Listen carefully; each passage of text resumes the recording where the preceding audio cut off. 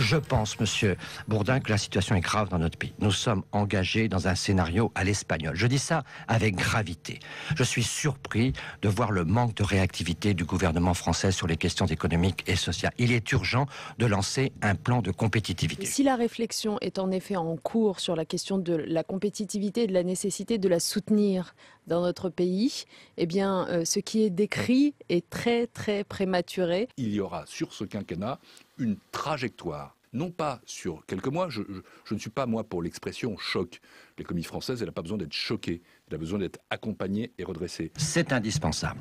Oui. Pour un ouvrier qualifié qui gagne 40 000 euros par an en France, ça va coûter à l'entreprise 59 000 euros en France et ça ne coûtera que 48 000 euros en Allemagne. Donc, 11 000 des euros charges patronales. Baisse des charges patronales. Ça, c'est la priorité des priorités. Baisse des charges sociales globales. Parce que quand on est en crise, notre seul outil de résistance, ce sont les entreprises. Parce que du point de vue du grand public, le plus terrible, c'est le chômage.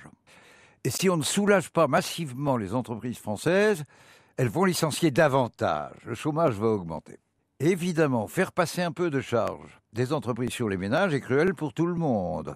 Mais ils seront probablement 95% à voir leurs impôts augmenter en même temps que le risque de chômage va baisser. Ce n'est pas un choix, c'est une nécessité. Le gouvernement proposera des mesures de compétitivité. Compétitivité coût, c'est la question du coût du travail ou compétitivité prix, et compétitivité hors prix. Parce qu'encore une fois, il faut des réformes de structure. Il y aura sur ce quinquennat une trajectoire. Ça n'est pas une bonne réponse parce que autant la TVA emploi qui consistait à baisser les charges pour améliorer la compétitivité, pour taxer davantage les importations était bonne, autant augmenter la CSG, ça pénalise la consommation et ça n'a pas d'impact sur les importations. Nous avons suffisamment dénoncé la TVA sociale telle que l'a pratiquée le précédent gouvernement pour ne pas avoir envie d'y recourir.